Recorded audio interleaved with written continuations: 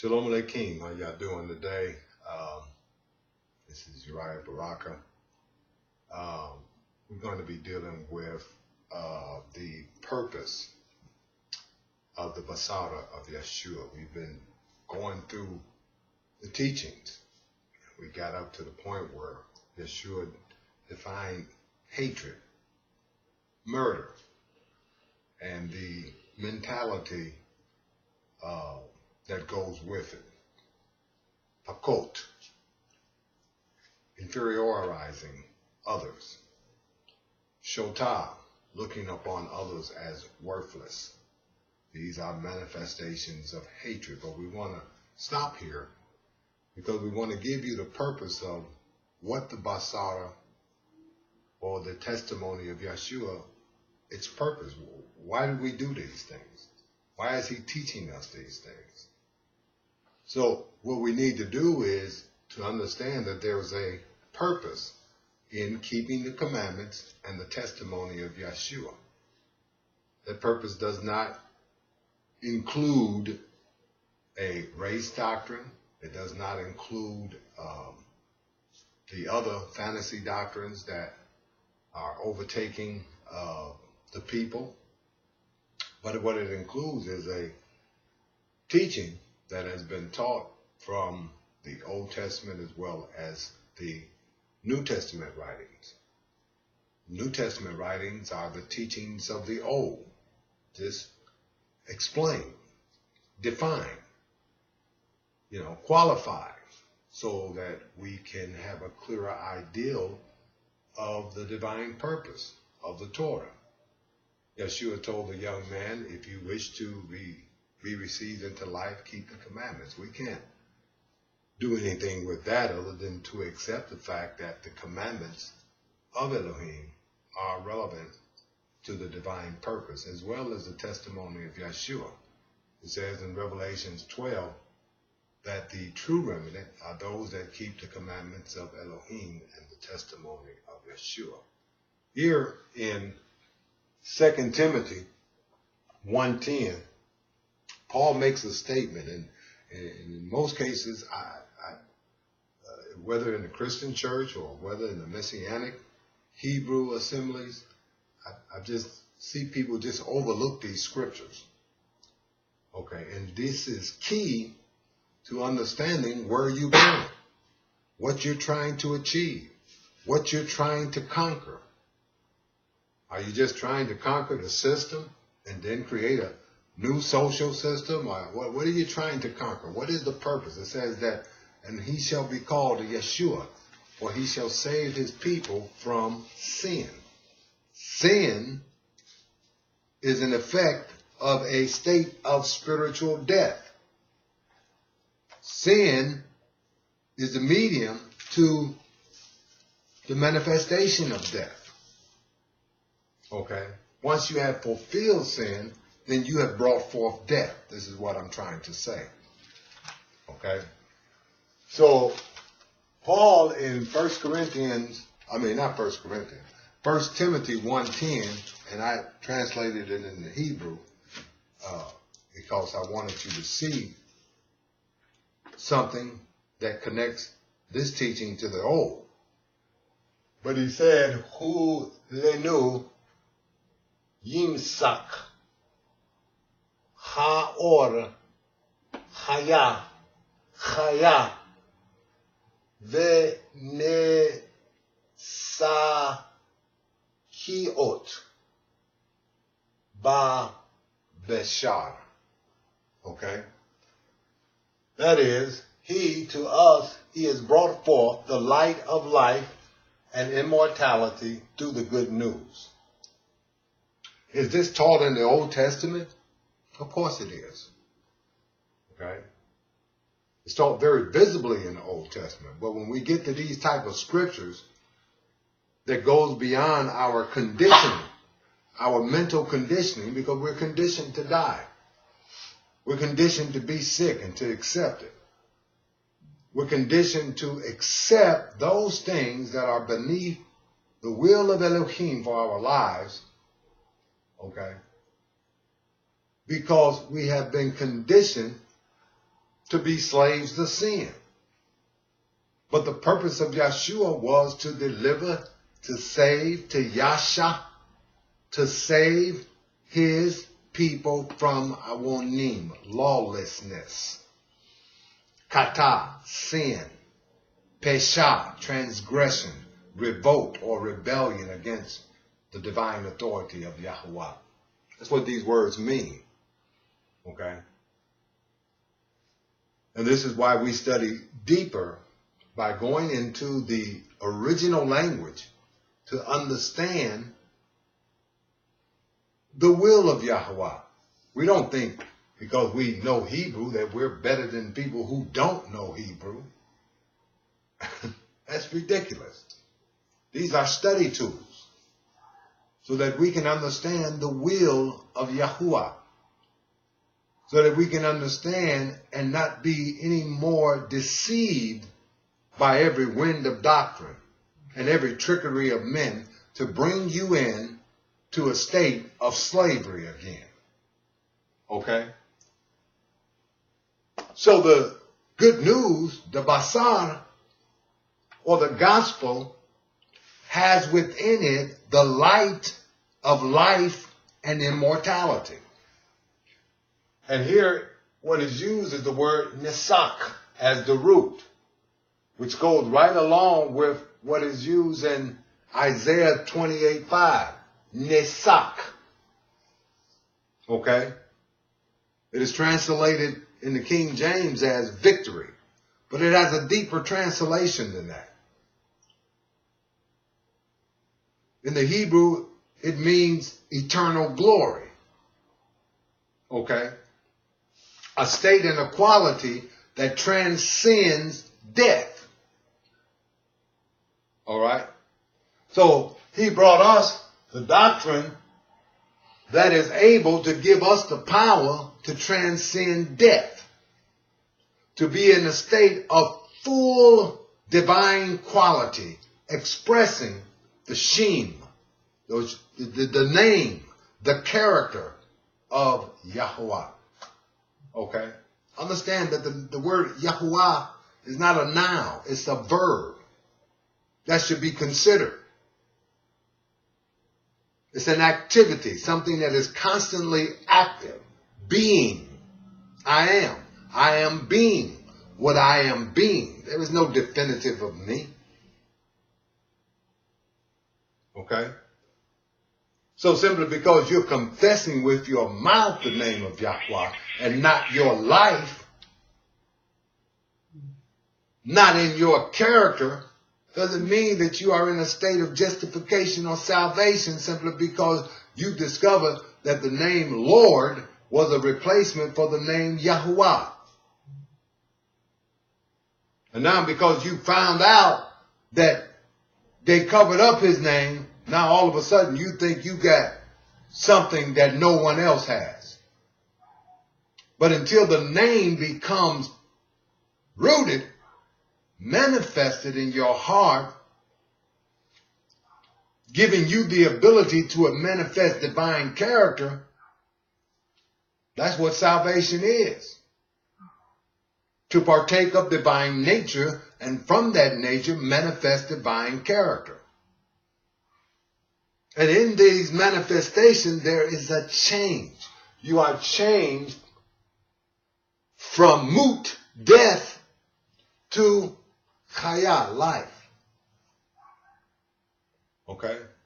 As we have shared in his death, we shall share in his resurrection. So within the Basarah of Yeshua is what? A doctrine, a light. Okay? What does light do? Make you see something that you haven't seen before. You walk in a dark room, you don't know what's in it. The light comes on, you see what you haven't seen before. So he's put a light in the Basarah, the good news of the kingdom, the doctrine in which he taught. There's a light within it that will make us see the divine purpose of fulfilling Torah.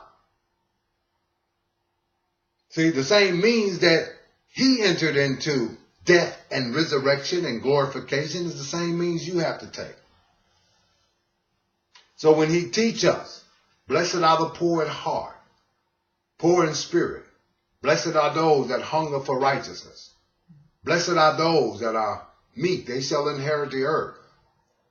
He is telling you that this divine quality of humbleness, divine quality of meekness, divine quality of righteousness, okay, divine quality of a purity of heart produces a result that culminates in entering into a state of life and immortality. Okay? So Paul reveals to us the purpose. You know, that you're not in this, you know, just to go to church or every Sunday or go to the synagogue every Sabbath and and just be religious according to the definition of Western society. Okay? The word religion for me means a duty towards Elohim and man. Okay? We just look at it as, in social club terms, gathering, eating, and talking to each other. Okay? So I'm speaking religion in the terms that it is used. Okay? That's not what the gospel is for. That's not what the Basarah is for. That's not what the good news is for. But to bring you and direct you in a rebirth. Okay, that which is born of flesh is flesh. That which is born of spirit is spirit. Hear what the Spirit is saying. See? When you are born again, you no longer retain the flesh quality that produces sin and death. That which is born of flesh is flesh. Okay? That's our first birth. But that which is born of spirit is spirit. That's our second birth. This is why Paul said, you know, I show you a mystery. We shall not all sleep, but we shall be metamorpho. We shall be changed, translated from a state of mortality to immortality, from a state of corruption to a state of incorruption. This is what the parable of the leaven, the 3 measures of leaven that was put in the meal. Okay? 3 is representative of the total complex of human existence. And that it leavened the whole batch. Okay? That is, the word is supposed to germinate or evolve in us, not only in the inner man, but also unto the outer man. That's why in Ezekiel it spoke about the glory being manifested unto the outer courts. And you are the temple of Elohim. The outer courts is your what? The extremity of your existence is your body, your mortality, which Paul says must be swallowed up by life.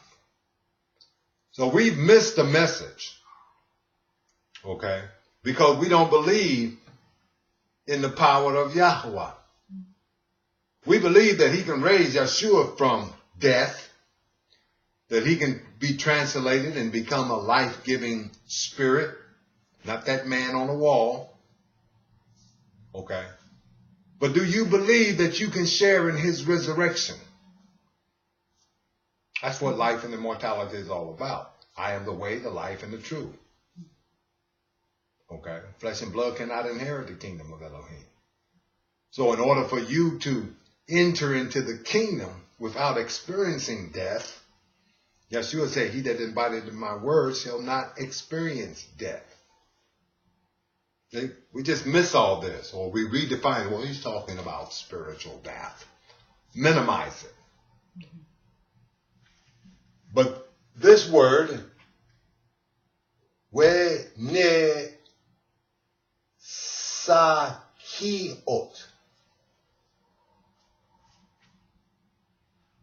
nezakiot, okay, is related to li nezak.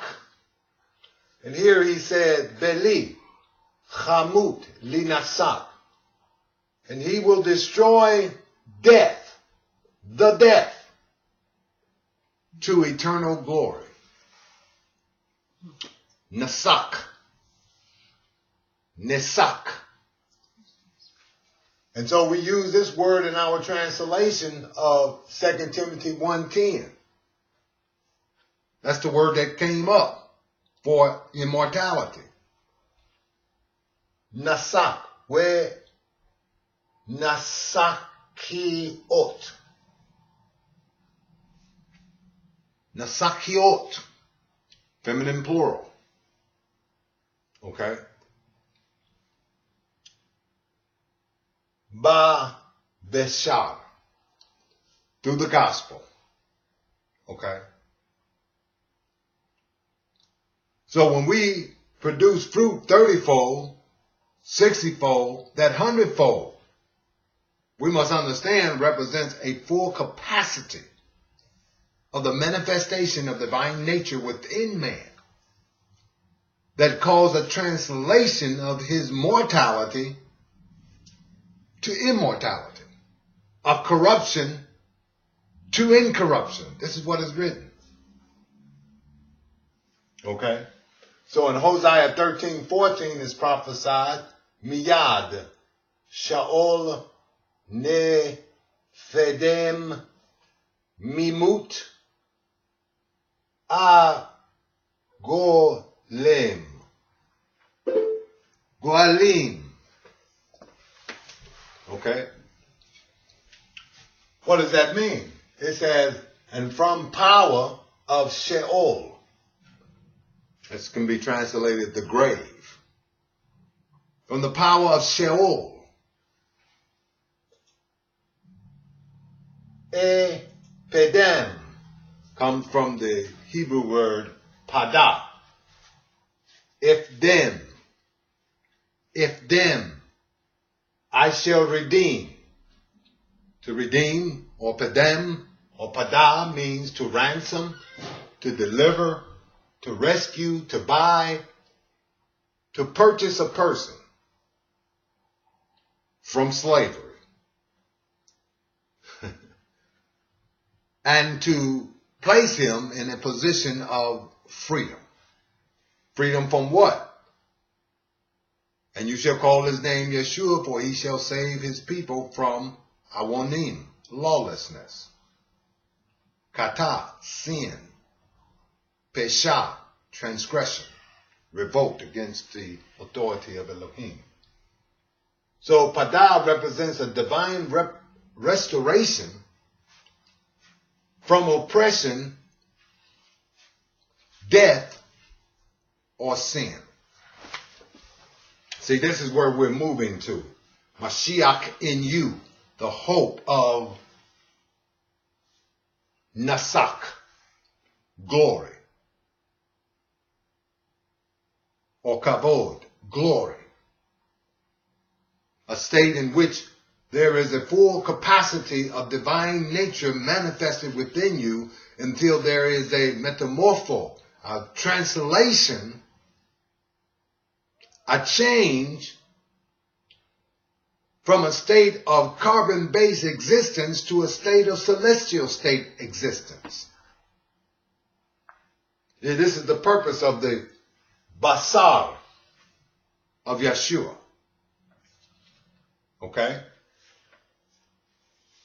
So he says, Meyad Sheol Nifdim Mimut Eg Goelim.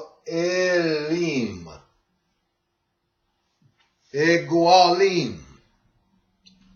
From Goal, which means to redeem. That is, to restore from a condition that is beneath the standard of Yahweh. He wants his people not only to be righteous, but to become righteousness. Understand what I'm saying? Kai, in life, and Nasak, immortality, eternal glory. See, this is where we're going. So in Isaiah 25:8 it says, Bele mimut li nasak. And he shall destroy the death to eternal glory. What death? The death that is a derivative of sin. Okay? This is what he came to destroy. If sin produces death, if you kill the sin, what else do you kill? Death. This is taught all through the prophets. It is taught all through the Basarah, the teachings of the Basarah of Yeshua HaMashiach. It is taught all through the writings of the apostles. But yet, you don't hear this message anywhere. Because we've been conditioned to think like children. We conditioned to think in a pie-in-the-sky theology of emotionalism instead of logic, rational faith. Okay? And so we want you to understand as we continue with the teaching of the Basarah of Yeshua,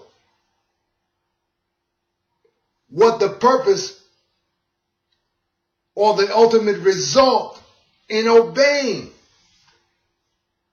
in following the instructions of the Basarah of Yeshua. That is only a revelation of the results of keeping the commandments. If you wish to enter into Chayah, life, keep the commandments. He that abideth in my word shall never see death. You can minimize it as much as you want. You can say this sounds like fantasy. Or you can elevate your mind to understand that this is Yahweh's will. This is his purpose. That we might grow unto the fullness of the measure of the stature of Mashiach. So in 1 Corinthians 15:26, and I put this in English, okay, because I know a lot of you love the English language. Keep your King James Bibles close to your heart. And that's okay. So I'm going to recite this scripture from the English that you love. 1 Corinthians 15:26. The last enemy to be destroyed, bile, or bile, is death.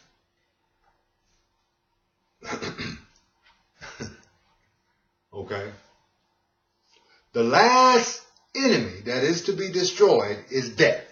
This is a statement right out of the King James Version.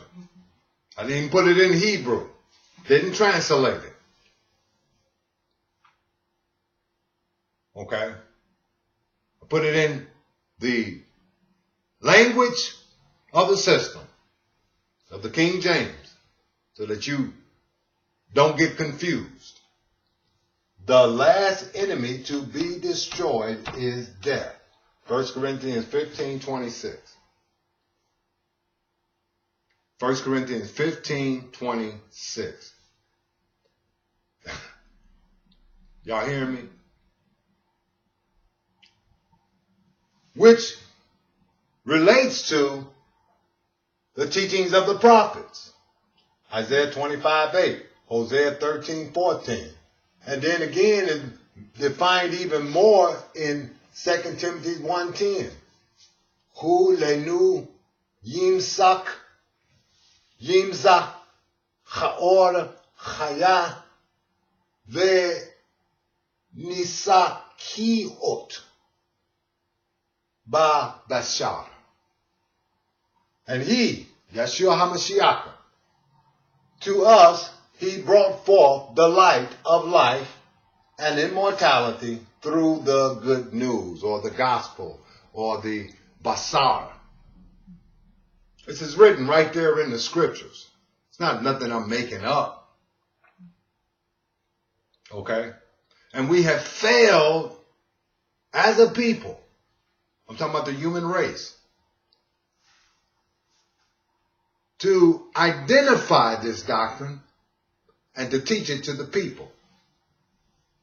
In most cases, the people don't want to hear it. They want to hear about cars, Cadillacs, and bigger jobs. How they can be blessed with the glory of the world that Yeshua resisted in his temptation. When Shaitan came to Yeshua and said, look, and set him on the pinnacle of the temple, he said, look at all the glories of the kingdom I will give you if you bow down to me. The word Shaitan means deception, deceit.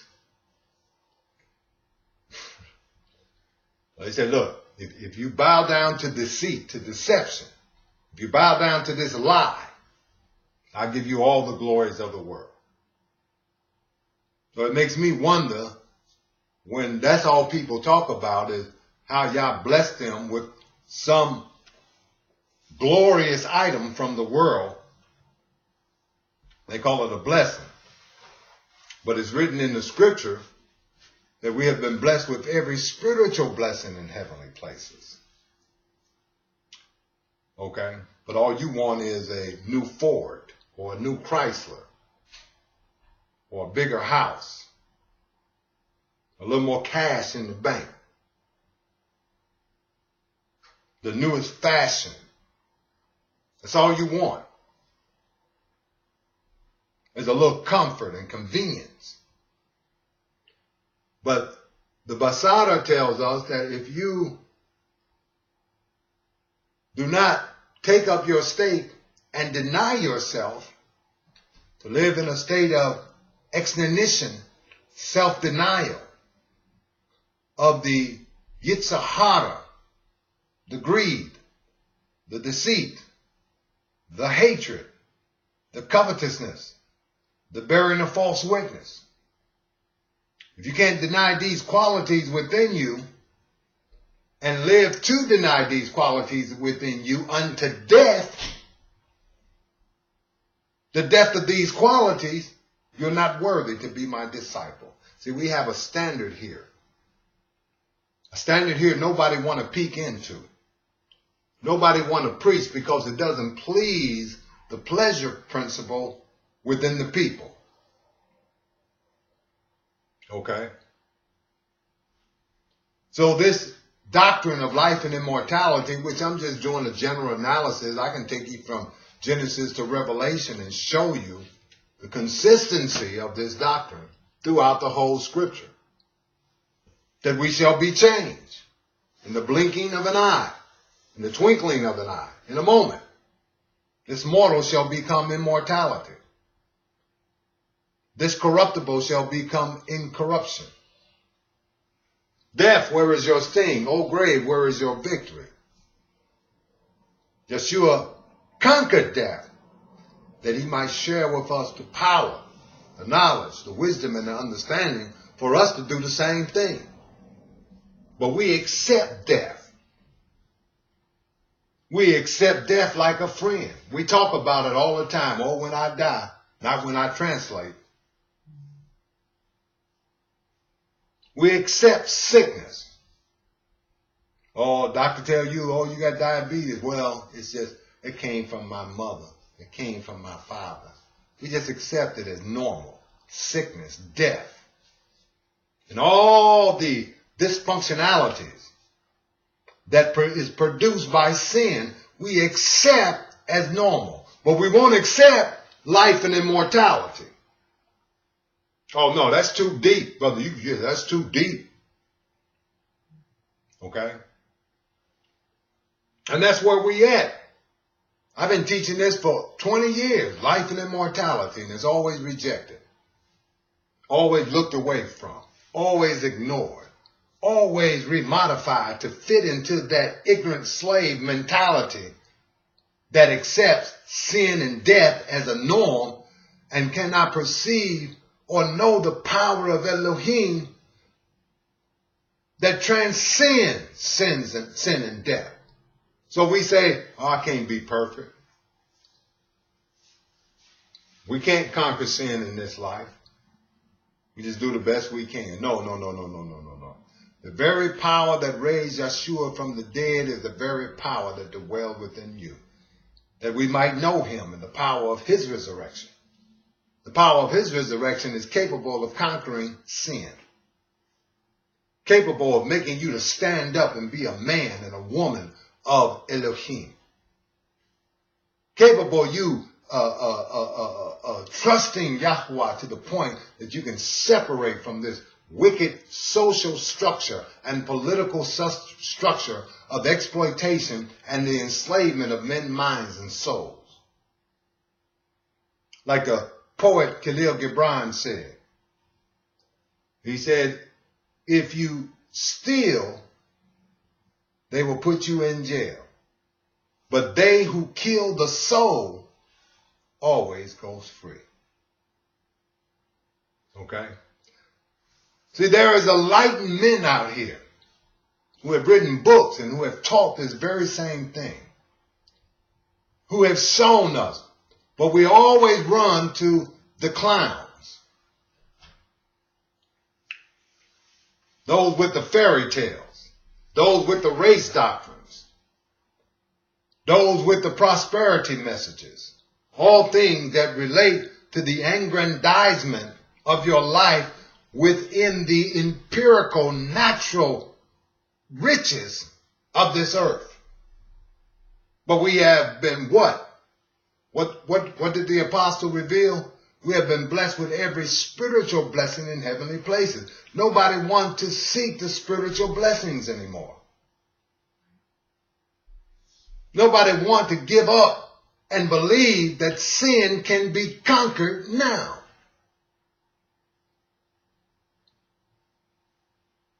Okay? And I refuse to dwell in any environment of religion that will not preach and teach and exemplify the full hope of obtaining the actuality of salvation in body, soul, and spirit. Anything other than that is just another lie, a half-truth. You saved, but you can't be perfected. He has the power to raise Yeshua from the dead, but he doesn't have the power to save you from sin here and now. That's a contradiction in terms. He has power over the death. That's why Yeshua was raised from the dead, to show that he has power from over death. But we accept death. We don't even seek Yah. We don't even fight against sickness and death. He said he will renew your youth. By the time you're 40 years old, eating the junk foods of Babylon, you got more diseases than the disease got. And then you run to the master God, that man, that human that you worship, for his medicine that makes you more sicker. How many people in the health ministry that we have we seen people choose allopathic medicines that made them sicker than they actually was and led to their death? Chemotherapy, death. All these chemicalized, acid-based therapies. It just eats you up. But the word says that Yahweh has given herbs for the medicine of man. Somebody offered you some herbs and some wisdom in natural healing. You look at it like, oh, that's witchcraft. What you saying Yahweh created witchcraft? See, we have been turned. Our minds have been turned. And I don't speak against no Christian. I don't speak against no Muslim. I don't speak against no Hebrew and what they believe. I don't care what you believe.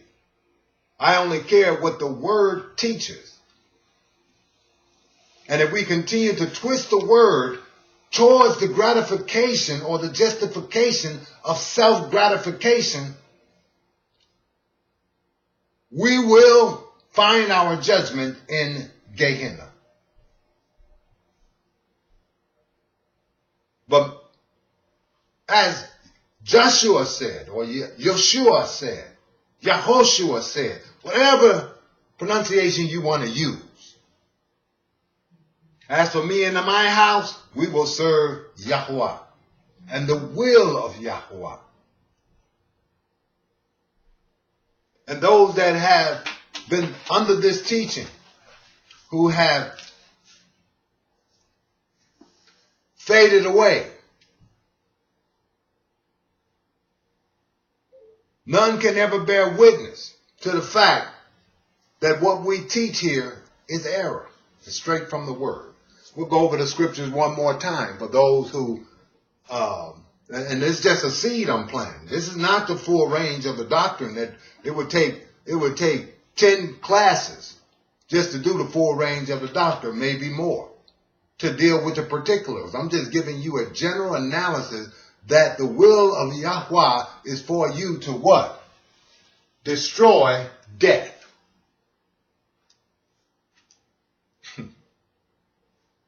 By living in the very pattern of the commandments and the teachings or the testimony of Yeshua. These are the two tools that he has given us. The commandments and the testimony of Yeshua. Who conquered death. Who stood up from death. And then entered into glory in the Father. And became a life-giving spirit for us. And said, I will give you power. And you shall bear witness. Not only in word, but in life. In exemplifying. Okay. A life and a pattern of self-denial. Constriction of sin. And reception of divine nature. Why do you think the commandments all say lo, not, constrict this, constrict that, constrict? Because in constriction of sin and lawlessness, there is reception of divine nature, progressively so, unto, as Paul taught, fullness. So he says, and he to us, he brought forth the light of life and immortality through the gospel. Miyod she'ol, if them, mi mut, eg goelim. And from the power of Sheol, he has redeemed us, ransomed us, brother. I shall ransom from death. Okay? And remember what pada meant. A divine restoration from oppression, death, or sin. I won't say or sin, I'll say and sin. Because once you are restored from sin, you are restored from death. Cause and effect. You destroy the cause, the effect will be destroyed at the same time. The wages of sin is death. The results of sin is death. But the gift of Elohim is what? Kaya ha'olam. The life of the eternal. The life that has no death in it. Okay? And then in Isaiah 25:8, Beli Hamud Li Nasak. And he shall destroy the death to eternal glory.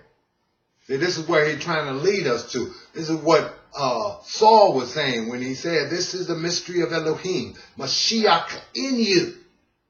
The hope, the expectation of glory. We don't even talk about glory. We deny it even exists for us. We talk about the glory world. I'm not talking about no glory world. I'm talking about glorification unto a state of life and immortality. As it is written, and he shall swallow up our mortal with immortality and life. Okay, it's all written. And then 1 Corinthians 15:26 in your English language. that everybody loves so much. That's why they too lazy to study the Hebrew.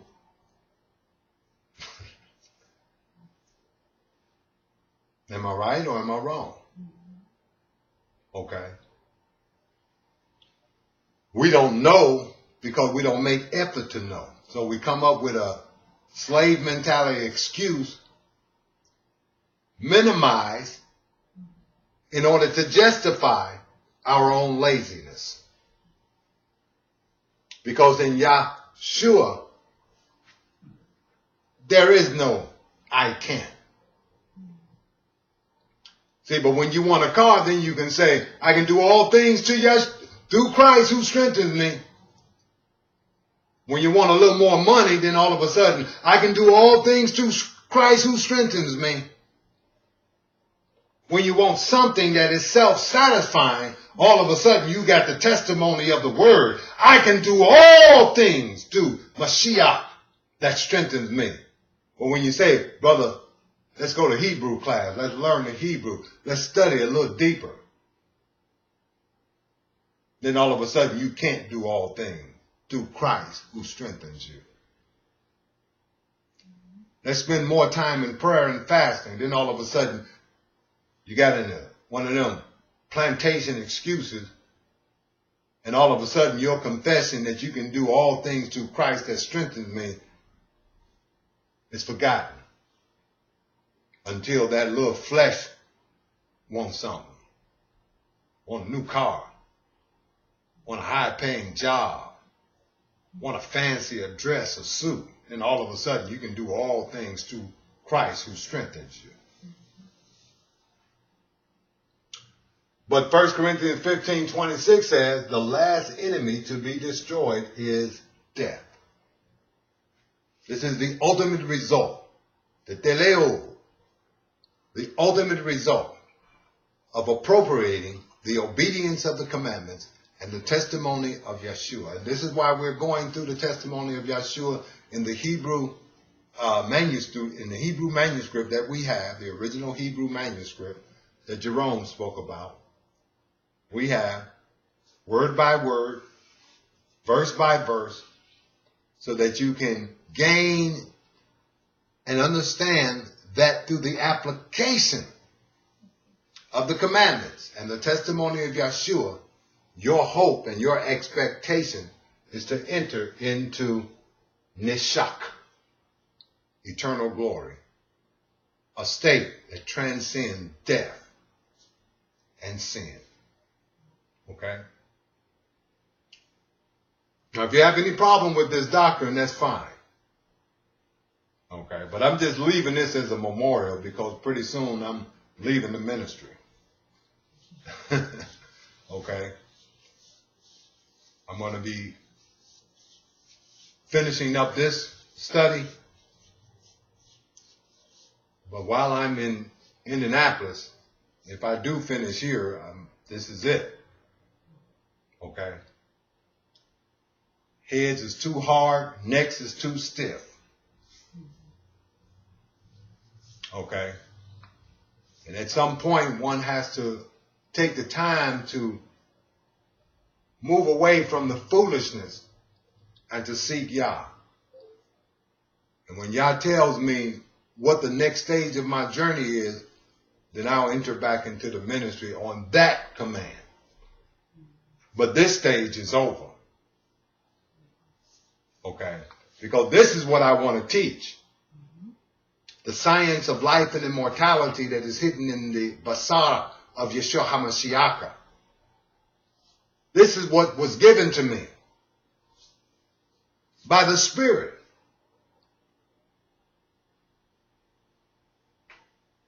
Okay? This is the gift that was given to me, which has not been received in the church, in the synagogues, in the Hebrew Knesset. Okay?